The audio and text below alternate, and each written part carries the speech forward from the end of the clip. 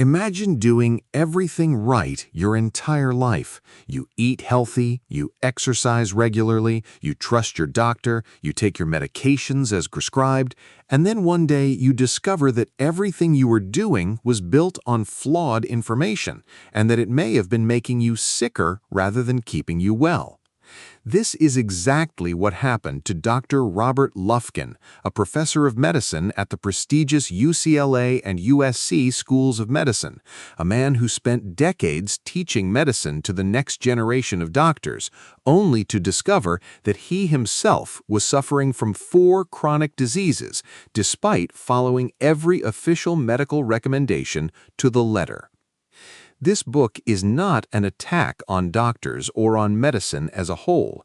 It is, in fact, a courageous confession from within the medical system itself, from someone who lived inside it, taught within it, and then decided to tell you what no one had ever told you before, that the chronic diseases ravaging our modern world, diabetes, hypertension, obesity, Alzheimer's, and heart disease, all share one deep common cause that has been overlooked for decades, and that cause is metabolic dysfunction.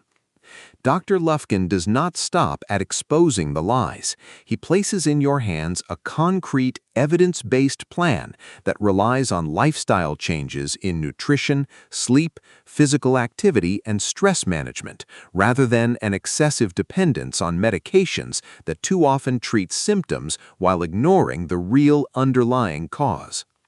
In this summary, you will find not only what the book says, but what it truly means for your own life, your health, your family, and every medical decision you will make from this day forward.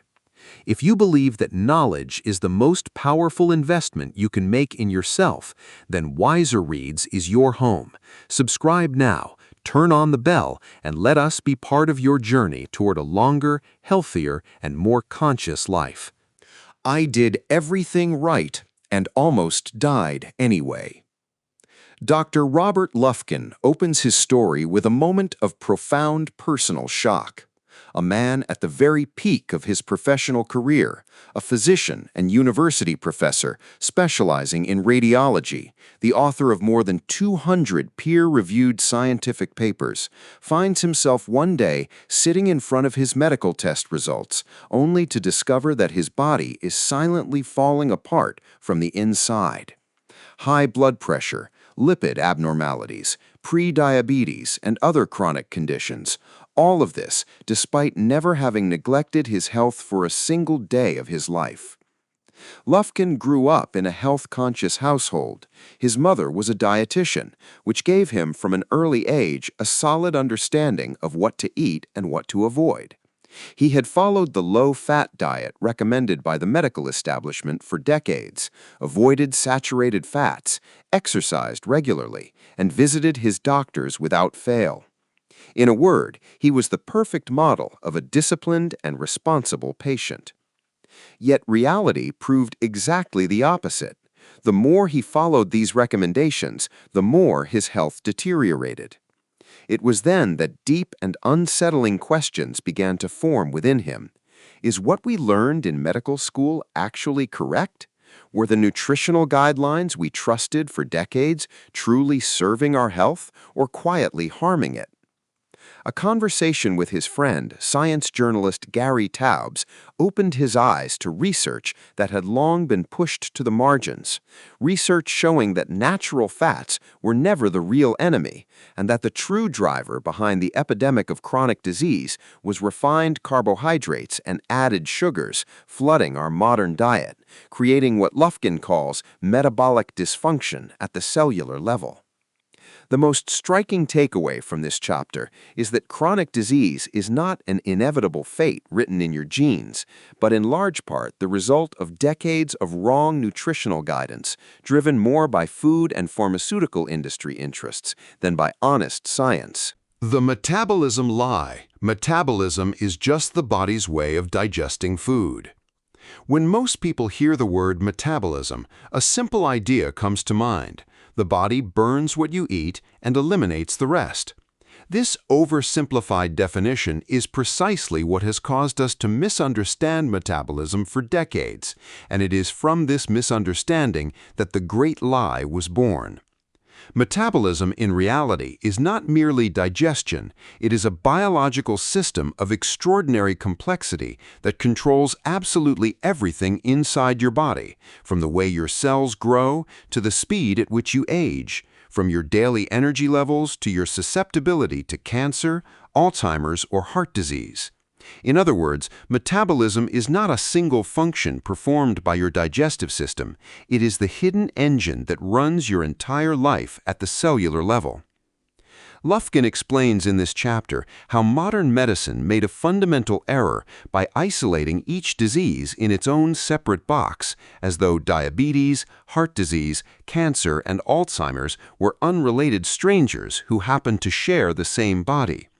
What cutting-edge research now reveals is the complete opposite. All these diseases share a single common root, which is metabolic dysfunction in the way the body processes energy.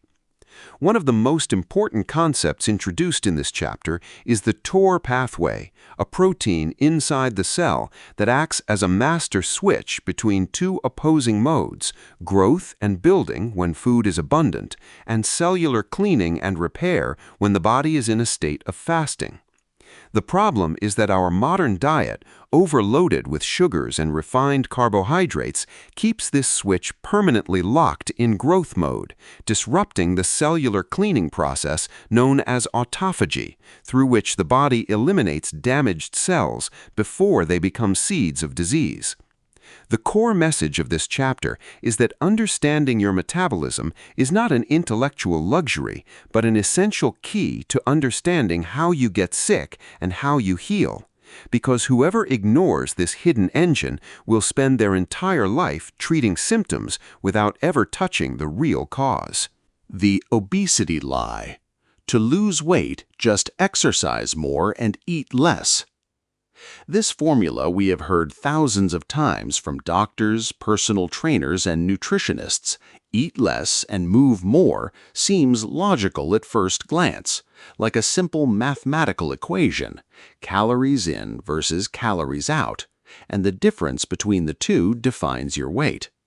But Lufkin reveals in this chapter that this equation is not only oversimplified, it is dangerously misleading, and that applying it in this way is the primary reason why millions of people around the world fail to maintain a healthy weight despite their genuine willpower and sincere effort.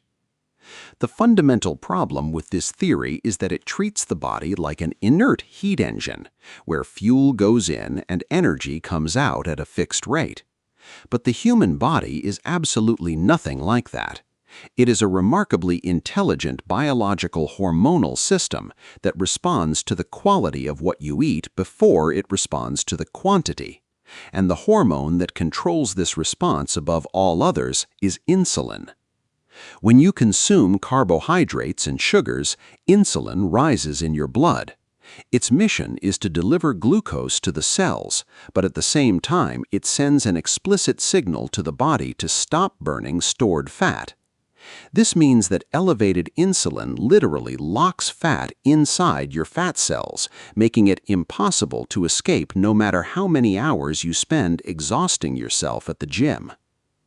As for exercise, Lufkin does not oppose it, but correctly reframes its role.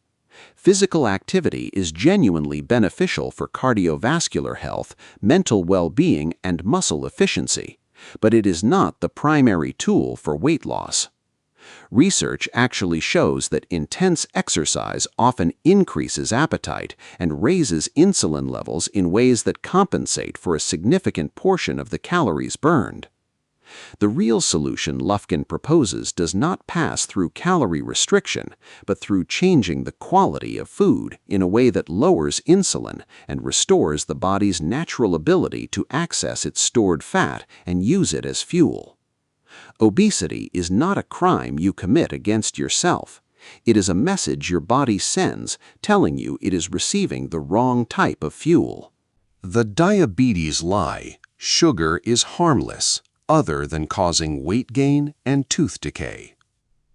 If you asked an ordinary person about the dangers of sugar, they would most likely give you two answers. It causes obesity and ruins your teeth. This response was not invented by the public. It is precisely what the medical and food establishment has embedded in our minds for decades, as though sugar, after these two minor harms, becomes an innocent substance worthy of no further concern. But Lufkin opens in this chapter one of the most alarming files in the history of modern medicine, stating clearly that sugar is one of the most destructive substances to the human body, and that what we know about it so far represents only a fraction of the complete truth. The starting point is understanding the difference between two types of sugar that the body processes in two completely different ways: glucose, which every cell in the body can consume and benefit from, and fructose, which only the liver can process alone. This is where the silent catastrophe lies, because white sugar, known as sucrose, is composed of nearly equal proportions of both, meaning that half of every teaspoon of sugar you put in your coffee goes directly to your liver to be processed in isolation from the rest of the body. When the liver receives quantities of fructose exceeding its processing capacity, it resorts to the only solution available, converting them into fat and storing them. This triggers a dangerous pathological cascade, beginning with fatty liver, progressing to insulin resistance, then to a continuous rise in blood sugar, and finally to type 2 diabetes, all while the patient follows his doctor's recommendations and believes he is managing his condition with his regular medications. What Lufkin finds most deeply troubling is that elevated blood sugar does not only damage the pancreas, but progressively injures every blood vessel in the body. The delicate vessels in the eyes are affected, causing visual damage. The vessels in the kidneys deteriorate, leading to renal failure. And the nerves lose their blood supply, triggering painful neuropathies in the feet and hands. All of these serious complications silently advancing through the body for years before the patient ever hears the word diabetes for the first time. The fatty liver lie. There is no treatment for non-alcoholic fatty liver disease. When a doctor tells a patient they have non-alcoholic fatty liver disease, this announcement is very often followed by a single sentence delivered with the tone of absolute truth. There is no treatment for this condition. Watch your weight and come back in 6 months. This precise sentence is what Lufkin places on the witness stand in this chapter, because it is not merely incomplete information, it is a complete medical lie that deprives millions of patients of an effective treatment that already exists and is supported by solid scientific evidence. Non-alcoholic fatty liver disease, known by the acronym NAFLD, is a condition in which fat accumulates inside the liver cells of people who do not consume alcohol. It was historically considered a rare disease, but today, figures indicate that between 1/4 and 1/3 of the world's population suffers from it to varying degrees, and many are completely unaware because it produces no noticeable symptoms in its early stages. What makes this disease particularly dangerous is its silent, progressive course. It begins with fat accumulation in the liver, then advances to inflammation of liver cells. From there, it can progress to fibrosis, then to cirrhosis, and finally to complete liver failure or liver cancer in its terminal stages, all while the doctor sits across from the patient and tells them nothing can be done except wait and monitor. The real culprit is not dietary fat, as has been claimed for decades, but fructose and refined carbohydrates that the liver is forced to convert into fat when it cannot process them quickly enough. This means fatty liver disease is fundamentally a direct consequence of a diet rich in sugar and refined starches rather than natural fats. The proof Lufkin presents against the myth of no available treatment is what dozens of clinical studies demonstrate. Changing diet alone is sufficient to completely reverse the progression of this disease. When patients eliminate sugars and refined carbohydrates and adopt a low-carbohydrate diet, the fat accumulated in the liver begins retreating significantly within just a few weeks, confirmed by radiological imaging before and after the dietary change, in a way that leaves no room for doubt. The hypertension lie. High blood pressure is best treated with drugs. High blood pressure is the most diagnosed condition of our era. It is estimated that 1 billion people worldwide suffer from it, and every minute a patient sits across from their doctor hearing this diagnosis for the first time, the doctor's hand reaches for the prescription pad and writes a blood pressure medication that starts today and never ends. This scene, repeated millions of times every day in medical offices around the world, is what Lufkin places under the microscope in this chapter. Not because medications do not lower blood pressure, because they genuinely do, but because lowering the number on the measuring device is absolutely not the same thing as treating the cause that raised that number in the first place. High blood pressure, in the vast majority of cases, is not an independent disease in itself, but a symptom of a deeper problem. When the body raises blood pressure, it does so for a reason, either because the blood vessels have lost their elasticity due to chronic inflammation, or because the kidneys are retaining sodium and fluids in abnormal quantities, or because the insulin system is disrupted and forcing the vessels to contract. In all these cases, giving a medication that forcibly lowers blood pressure resembles silencing a fire alarm without extinguishing the fire that triggered it. The figures Lufkin cites in this chapter are striking. Multiple clinical studies have proven that adopting a low-carbohydrate diet combined with intermittent fasting led to reductions in blood pressure comparable to or exceeding those achieved by common antihypertensive medications, and without any of the side effects that accompany these drugs, such as dizziness, fatigue, erectile dysfunction, and elevated bad cholesterol levels.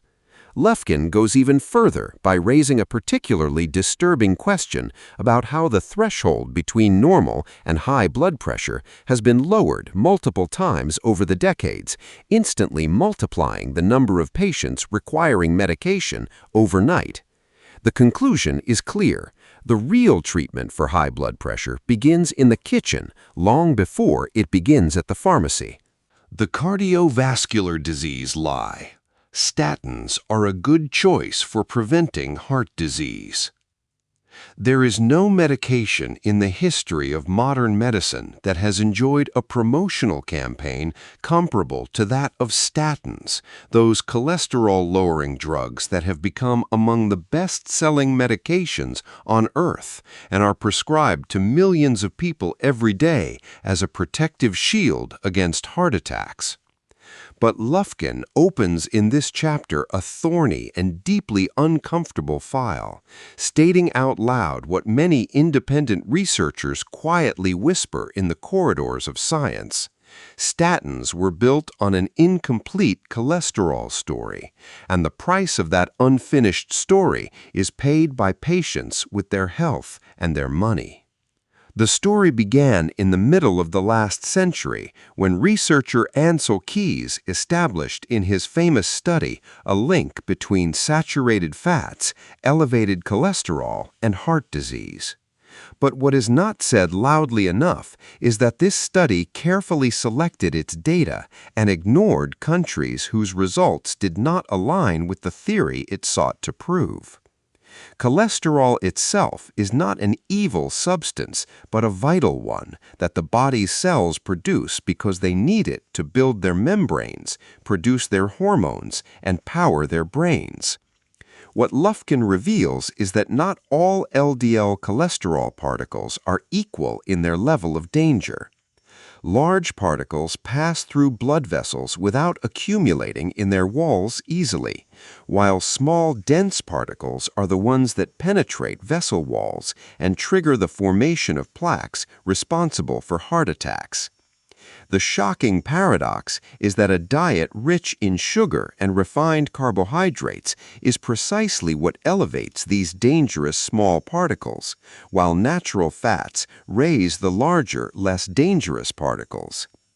Regarding the side effects of statins, they are scientifically documented and include muscle pain that can progress to genuine muscle damage, disruption of glucose metabolism that increases diabetes risk, and a reduction in levels of coenzyme Q10 essential to the health of heart cells themselves.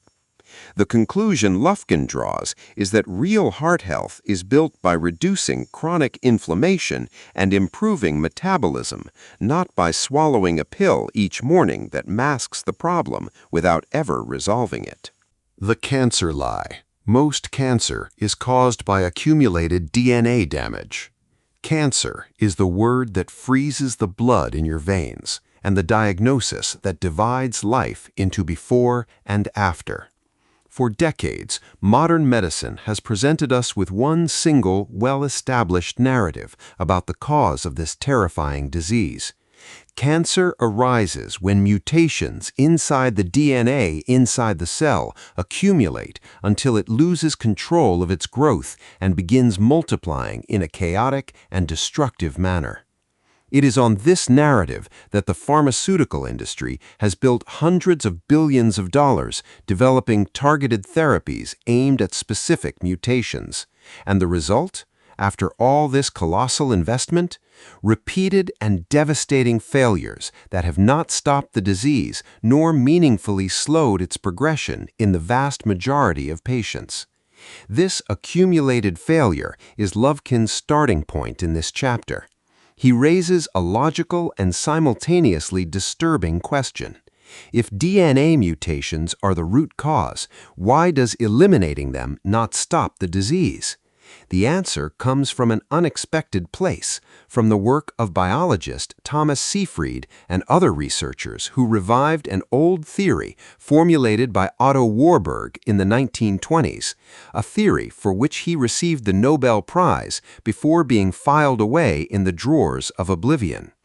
This theory states that cancer at its core is not a disease of genes, but a disease of metabolism, specifically a disease of the mitochondria, those tiny energy stations inside every cell that, when they break down, push the cell to switch to a primitive and inefficient mode of energy production based on glucose fermentation. What makes this theory revolutionary is what it implies on the therapeutic level.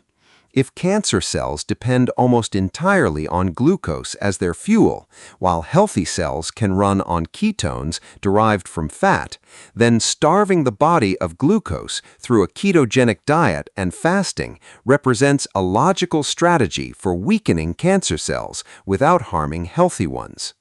Lufkin also cites a staggering statistic that summarizes the entire dilemma. Cancers attributable to true hereditary genetic mutations represent no more than 5 to 10% of all cases, while the remaining 90% are linked to environmental, dietary, and lifestyle factors that are modifiable and changeable. This means most cancers are not a fate written in your genes, but largely the result of what you put in your mouth day after day. The Alzheimer's lie. Alzheimer's disease is a progressive and untreatable disease caused by beta-amyloid accumulation. There is no diagnosis in medicine that casts its shadow over a person and their family with the weight comparable to that of Alzheimer's, the disease that steals memory first, then personality, then the entire human being while they are still alive.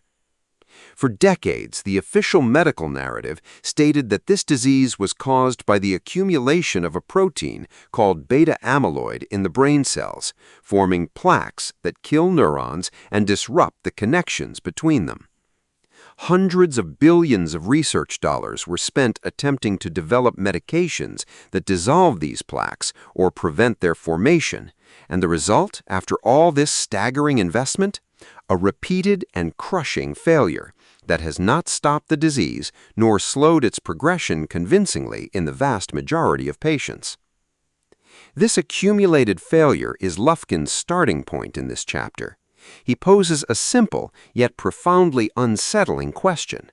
If beta amyloid plaques are the fundamental cause, why does removing them not stop the disease?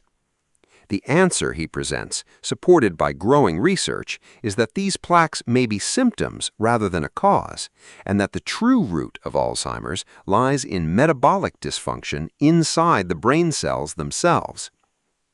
Lufkin introduces here a concept of critical importance, referred to by some researchers as type 3 diabetes, a description applied to Alzheimer's to highlight the deep organic connection between this disease and insulin resistance. When brain cells become resistant to insulin, they find themselves in a state of genuine energy starvation, despite the abundant presence of glucose in the blood. And it is this chronic cellular starvation in the brain that begins destroying neurons and weakening connections between them year after year. What longitudinal studies reveal is particularly striking. The metabolic changes in the brain of an Alzheimer's patient begin 20 years or more before the first symptoms appear. This means the true window for prevention and early intervention extends across decades, and that what you eat, how you sleep, and how you manage your stress today may determine whether your brain will deteriorate in 20 years or remain sharp and resilient well into old age. The mental health lie. Metabolism has little effect on mental health.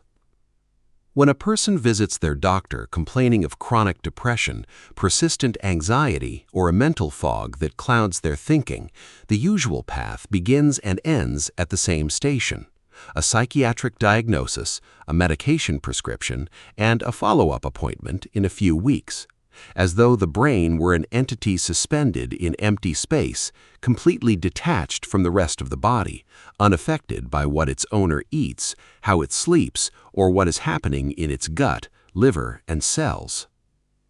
This artificial separation between mental health and the rest of the body is the great lie that Lufkin dismantles in this chapter, with accumulating scientific evidence stating clearly that the brain is simply one organ among the body's organs, affected by its metabolic health just as the kidneys, liver, and heart are affected by theirs. The foundation of this chapter is the gut-brain axis, that extraordinarily busy neural highway connecting the digestive system to the brain through the vagus nerve in a bidirectional communication that never stops.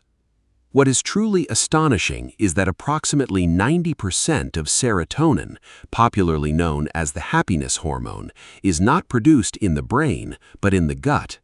This means that the health of the intestinal microbiome and the balance of digestive bacteria are directly linked to your mood and your overall sense of psychological well-being. Lufkin also dedicates particular attention to the effect of the ketogenic diet on the troubled brain. The ketones the body produces when it shifts from carbohydrate to fat-based nutrition represent a cleaner and more efficient fuel for brain cells. This dietary approach has been used historically with documented success in treating drug-resistant epilepsy, and growing research suggests its potential as a complementary tool in treating psychiatric disorders by improving cellular energy efficiency in the brain, reducing inflammation, and regulating neurotransmitters. The fundamental message Lufkin closes this chapter with is that mental health will never find its true treatment as long as it remains isolated in a separate specialty that ignores what is happening in the rest of the body. A person suffering from chronic depression or anxiety deserves to have their doctor ask not only which antidepressant suits them best, but also about their inflammation levels, their gut health, and the efficiency of their metabolism. Because a happy brain is not built with pills alone, but from within, cell by cell, and bacterium by bacterium. We have traveled together through 10 revealing chapters, beginning with a doctor who nearly died despite doing everything right, and moving one by one through the great lies upon which much of conventional medicine has been built. Diabetes, hypertension, obesity, heart disease, fatty liver, cancer, Alzheimer's, and psychiatric disorders are not separate diseases that accidentally found themselves in the same body. They are different faces of one single silent catastrophe unfolding deep inside every single one of your cells. Metabolic dysfunction, the result of decades of wrong nutrition in an environment stripped of adequate movement, restorative sleep, and genuine peace of mind. This book is not an invitation to distrust medicine or to walk away from doctors. It is an invitation to something far deeper and more demanding, to become a conscious and informed partner in every decision concerning your health, to understand that your body is not a broken machine waiting to be repaired, but an intelligent system sending you constant signals that deserve to be read, understood, and respected. The practical conclusion you carry away from this book is not a list of forbidden foods or a rigid dietary program. It is a fundamental shift in perspective. What you place in your mouth every single day is a message you send to every cell in your body. And the quality of your sleep, the way you handle stress, and your daily physical movement are all forces shaping your inner cellular environment, preparing the ground either for disease or for lasting health and longevity. Most chronic diseases are not an inevitable destiny written in your genes. They are largely the result of choices that can be understood, challenged, and changed starting today, not tomorrow. If this journey through the pages of this book has stirred something inside you, if it has made you question, wonder, or feel the urgent need to know more, then you are exactly who WiserReads was created for. Subscribe now, turn on the notification bell, and drop a comment below telling us which lie in this book surprised you the most, because your words might be the spark that changes someone else's life forever.